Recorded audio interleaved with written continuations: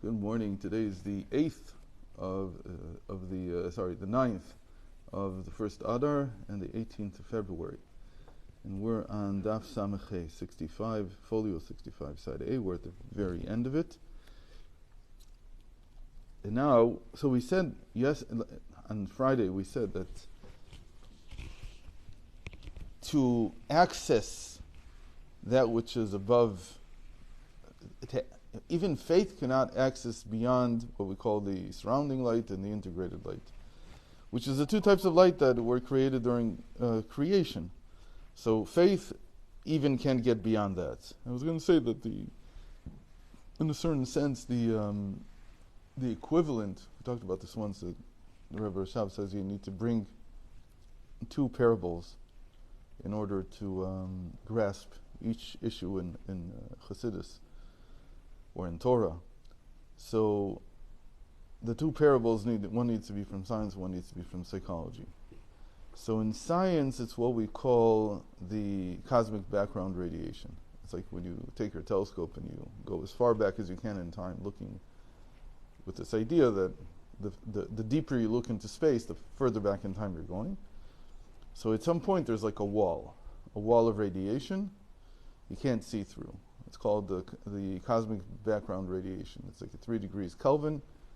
Nothing can see through it, so you can't. So beyond a certain point, you can't see, and it's a circle around you, obviously, because it's not just a circle. It's like a sphere, right? It's like a sphere all around you.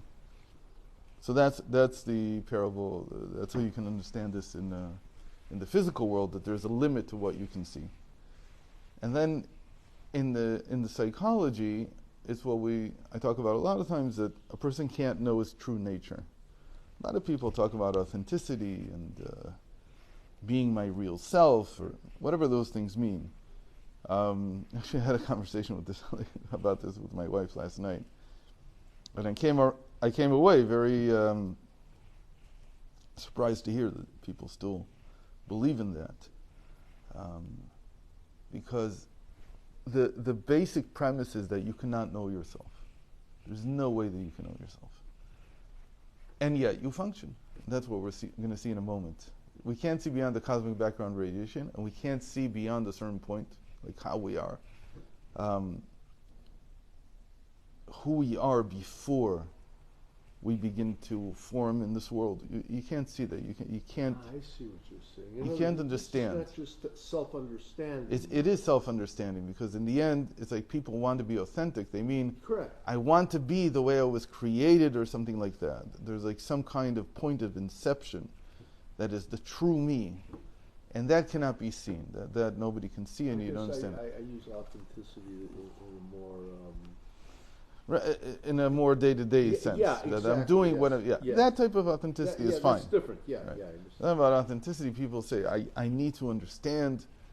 So they do these rebirths. People rebirth themselves. That kind of stuff. Yeah. Or deep growth. Or they do hypnosis and they try to bring up past lives. Yeah. All this stuff there's a barrier. You can't see it. And there's a very interesting story from Reb Nachman, and in one of his stories called the Seven Butlers, seven beggars. So one of the beggars tells a story about a certain island that has an eagle and something. It's all very, very metaphoric. And he asks someone, how far back do you remember? And this was actually the question that the Baal Shem Tov used to ask people when he met them. What do you remember? How far back do you remember? And people gave varying degrees of how far back they remember, but the one that he was usually looking for was, do you remember that your soul was at Mount Sinai? That's the one he wanted to hear. And most people didn't say that, of course, because they don't remember it. But the question is, what did he even want? What is that? So Baal Shem Tov wasn't looking at a recollection. He was looking for that faith would include that, but not as a recollection, but as a basis. When he says, how far back do you remember? He's asking, what are the foundations of your being now? Like, what do you base yourself on? So a person translates this as how far back do I go? But again, we said beyond a certain point you can't remember it. Nobody can remember because there's just nothing there. There's no consciousness yet. There's no ability yet to form memories and so on. So when you ask this question of how far back do you remember, like the Baal Shem Tov, what he's saying is, the way you interpret it is historically, but what is the basis of who you are? It's like when you say to people, what is your basis for living in the land of Israel? So if he says, because my grandparents came here, I don't know, something like that, so he remembers back 100 years. If he says, the patriarchs live here, so he remembers 3,700 years back. He doesn't really remember it, but that's his foundation.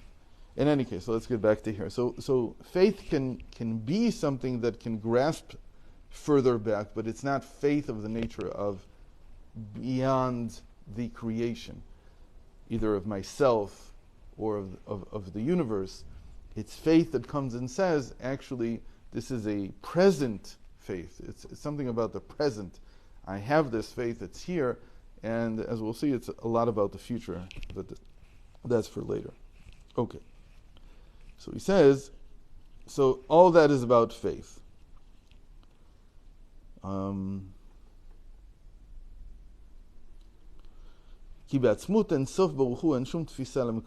when it comes to the essence of the infinite itself, there is no perception, there is no way to grasp as far as those who receive go. Because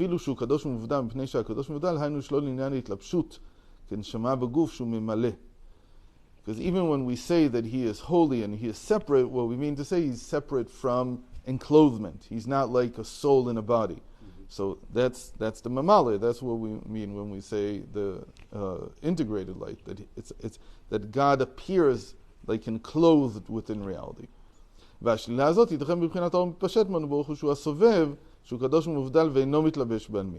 if you say he's not that, so you're also saying, here he says that you're also saying that he's not the surrounding light. He's beyond the filling light and beyond the surrounding light. And the way that he gives life is different from the way that the soul gives life to the body.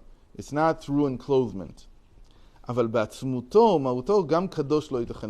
you're talking about the essence of what the infinite is, you can't even say that he's holy, because holy means he's not, it only comes to negate that he's not the integrated light and the surrounding light. It's not the immanent, it's not the transcendent. So what is he? You haven't told me anything. What is he saying? He's saying like Maimonides, that the most you can say, he's not holy.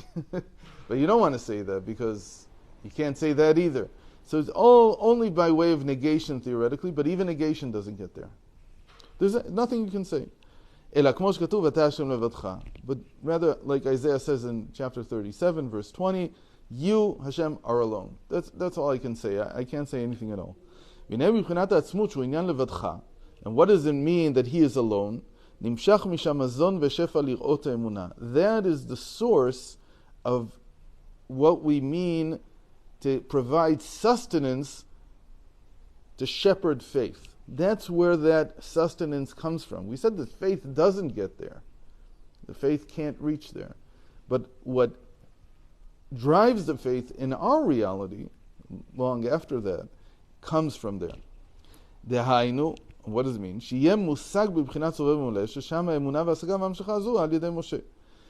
that the person has some concept. So now we're saying, according to Chasidus, to have faith is to understand the integrated light and the surrounding light, the transcendence and the immanence. And the one who receives these concepts is Moses himself. And he's the one who's called the shepherd of faith because of that. So how do you do that? How do you how do you provide the sustenance? It says he provides it al yedei Torah v'avodah v'gmulut chasadim shem shalosh dvarim sha'olam omed aleim. You provide it through the three pillars of the world, which are service, Torah, service, and acts of loving kindness. So that's what we ended with on Friday, that I said that only actions, only study, these things can they don't reach all the way back, but they provide a link. They're where this energy goes to.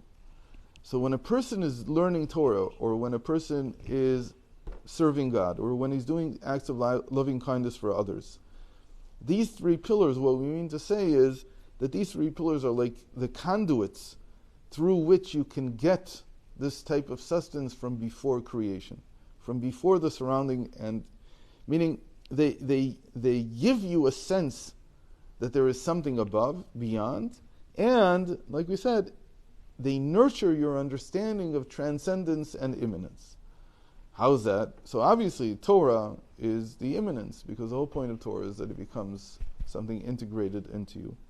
And avoda and gmilus chasadim, the service of God, and acts of loving kindness, they are the surrounding light. They're the transcendent. V'zeu shekatuv ki tisa et rosh b'nei Yisrael.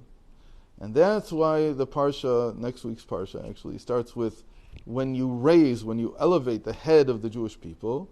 What do we mean by that? Perush rosh b'nei Yisrael ha-chokhmah sheb'knesset Yisrael. When you raise the head, what he means is you're raising their wisdom. Ve'emunah she'utba b'nafsham min ha'avot hanikra umanim kanal. And the faith that is already ingrained in them, you're raising their wisdom. And what do we say wisdom is? Wisdom is the ability to understand the creation of reality. So there's faith, which is that God created it. He created it. There's only one creator. And wisdom is the sense inside that a person has, the ingrained sense that he is sustaining reality all the time. That's how we understand wisdom. Who is? God is sustaining. Yeah, God. Okay. That He has to sustain it. That it's not a one-time act. No, that it's continual. Yeah. And this all comes from the avos, from the patriarchs, and nikrim umanim, who are like these stewards, these people that take care of the child. והתנסות והגבהת ראש ומוחין לכנסת ישראל וידי משה שזן ומפרנס את האמונה והמשכה מעצמות אינסוף ברוך כנ"ל. And the elevation of the head and the mind, the chokhmah here is the mind, of the Jewish people is done, and it's not the Jewish people just in Moses' generation, not just in the generation came out of Egypt, but it's in every generation. That's why it's called, the Jewish people are called Knesset Yisrael, the congregation of Israel, which is the general multi-generational picture or term that's used in order to refer to the Jewish people. All this is done by Moses, who shepherds, meaning he provides the sustenance for the faith, and this comes from, again, the sustenance for this faith, he says here, comes from the essence of the infinite itself. It's not from the surrounding light, it's not from the integrated light, it's none of these things. What's he saying? He's saying that you don't get it from learning Torah. That's a very interesting thing. You don't get faith from learning Torah. We see that every day. There's a lot of people who learn Torah and their faith doesn't change. I see what you're saying. No. It's something else. Yeah. Okay. That can help. So what it helps is with understanding the transcendent and the immanent light. That understands. But what? Okay. But the faith itself is something ingrained already. It's already there. So maybe. Not. I mean, that's what I'm trying to get at. Do you understand? In other words. So what happens when somebody converts? That's like the question. It leaves. Yeah. Right. No, converts. They become a Jew. Oh, become? Okay. Yeah. Right. Okay. So what happens to them? Where do they suddenly get faith from? Well, we say that the Neshama is. That's okay. That's a nice teretz. Okay. All right. But we say right away that when you become a child, when you convert, you become a child of Abraham. I thought you were. Yeah. So first of all, the important thing to know is that why do we call converts the child of Abraham? We don't call them the child of Jacob. Why not call them the child of Isaac? Why is it specifically Abraham? So there's a whole teaching on this, that there are many levels of coming closer to Judaism. Usually we just know conversion, but even if you're not going to convert, there are levels of coming closer. So there's this thing now that people want to call themselves the son of Noach. They want to say they're Noachite. So instead of using that, there are other figures. Won't get into it now, but there's another ladder that you can use that would help people understand what it means that faith is being ingrained into the person. But certainly this faith has to come from somewhere. How this happens, what the process is, and what can I say? It doesn't always work. There's converts that didn't stick, that they may even to some degree continue to believe, but they can't make it work. But usually it's that the faith itself is missing. There's something missing there. And the Alter Rebbe talks about this, and he makes this into a very important concept. He says that every Jew at some level has this faith, and when you come and you disturb this faith, you try to make them go against it, they'd rather sacrifice their life than give up on it. So it's a whole topic about what exactly this faith is. What he's saying here is, what's important though, is that to sustain the faith, to give it what it needs, you need to have a Moses in the generation. He's like the one who is the shepherd of this faith. Okay. But now let's see how this connects to Machatzit HaShekel, to the half shekel. ועניין נזכר לעיל בפירוש מחצית השקל, שהוא המשכת חסדים לנוקבה, ומקור החסדים הוא יסוד אבא. So we said, where is the faith? Where is the faith in the person? So up till now we've been speaking very, very abstractly. Now he's going to pinpoint it and say, where exactly is faith in the person? What do I call that in myself, in my makeup, in my psychological makeup, in my spiritual makeup?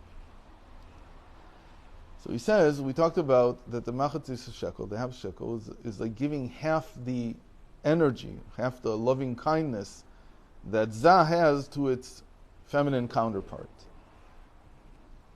We said that the loving kindness comes down through the foundation of father, which is Moses.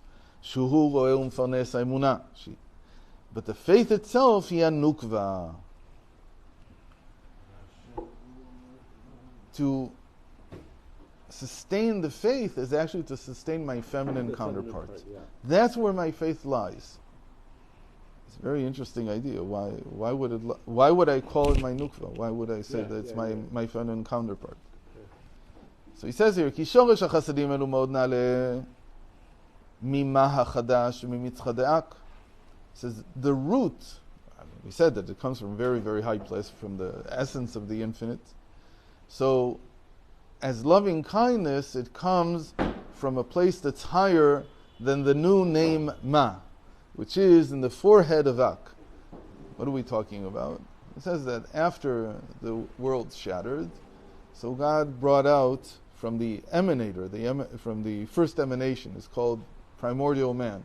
He brings out a new light that comes out of his forehead, and this light now begins to repair reality.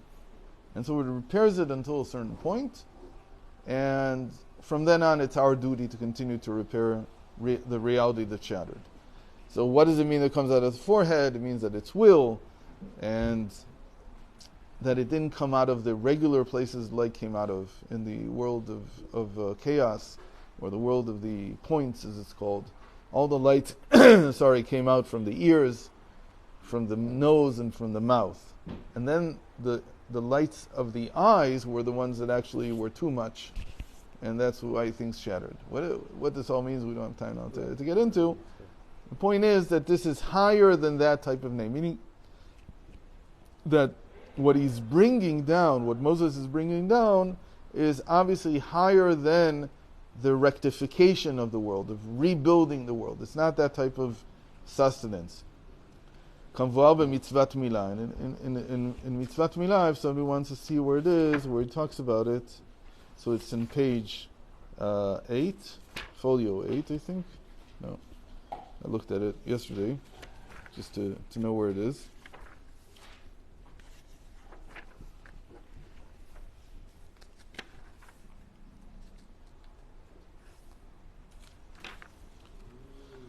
Thought I remembered. Here. So it's on folio 9, at the, side A at the very bottom. There's a paragraph here that he talks about these Hey Chasadim, these 5 aspects of loving kindness, and why they come higher than the forehead of Ak. Anyway, if somebody wants to see where it is, because here he didn't put, for some reason, they didn't put the citation. והוא למעלה מסובב וממלא דאביה, ומשם נמשך מזון לנוקבה. And this is considered to be higher. Now he pinpoints and he says, what we were talking about before is the sovev and memale of the 4 worlds. I wasn't talking, he says, about the general integrated and surrounding light.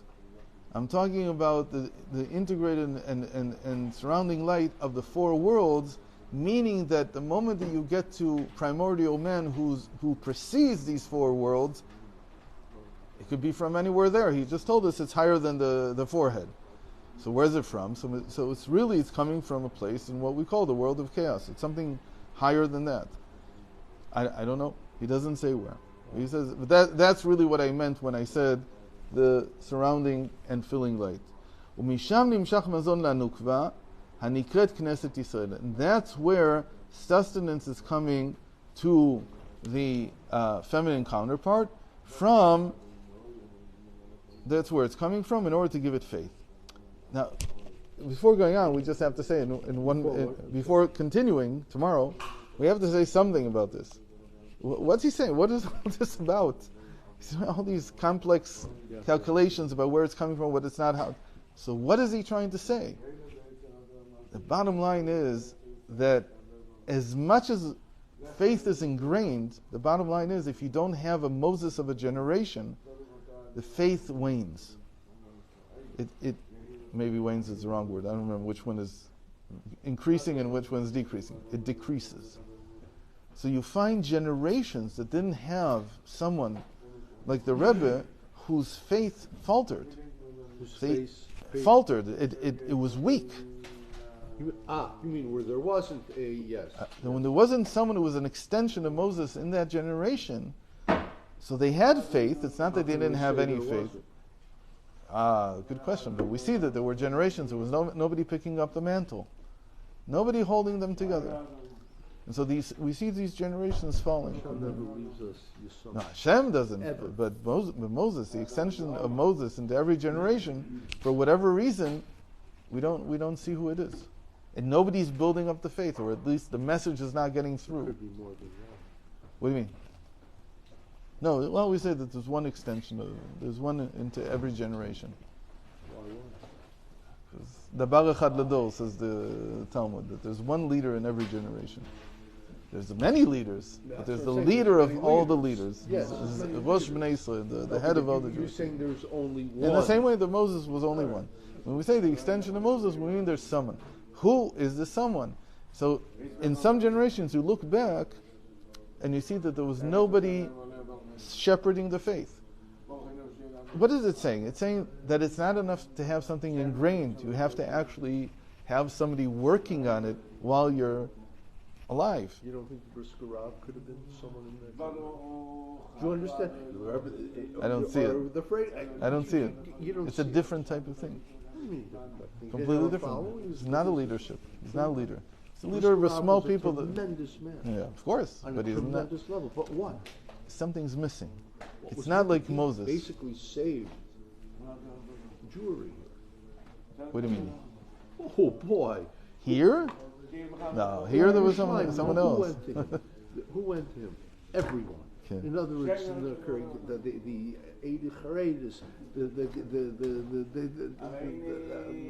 they all went to him. He was the address for everything. Baruch Hashem, in the previous generations, I know who the leader was. He did who? No, he was a leader, but he wasn't the Moses of the generation. How do you know? It's a feeling. How do you know? It's a feeling. What? It's a feeling. Your feeling. Yeah. It's a feeling. I mean, a little bit, you know. No, it's a feeling. Yeah.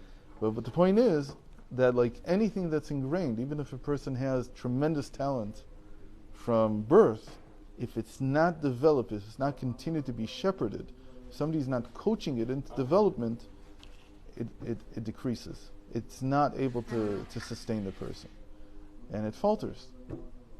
So they'll have something, and they'll be willing to sacrifice their life for this something, but they won't be able to use the faith to change reality around them.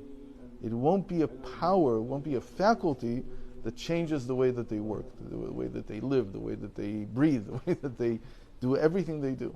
They don't do it out of faith. So by many people, even in our generation now, for instance, there's a lot of people who have a minute amount of ingrained Jewish faith, but they have no way to put it into practice. You mean no shepherds? Right. There's no one shepherding them. That's why the image of shepherd is so strong. It's like a shepherd doesn't speak only to the people who are coming to get advice from him. It's not like he's waiting for the sheep to ask him where to go. He takes them there. He's proactive. Yeah. It's a different type of leadership. It's a leadership like Moses taking the people out of Egypt. It's a leader who says, "Follow me," and he doesn't say it. Joseph, is that kind of leader? Right, Joseph. Okay, so we're on the same page. Yeah, we're at the exact. He was a shepherd. Say it. Part of the goal. Mostly this generation doesn't have a shepherd. We're missing a leadership. And it's part of the goal. It's because with DPN, we're losing more and more. Even local rabbis. Right. Yeah, it's part of the goal. Okay. Yeah.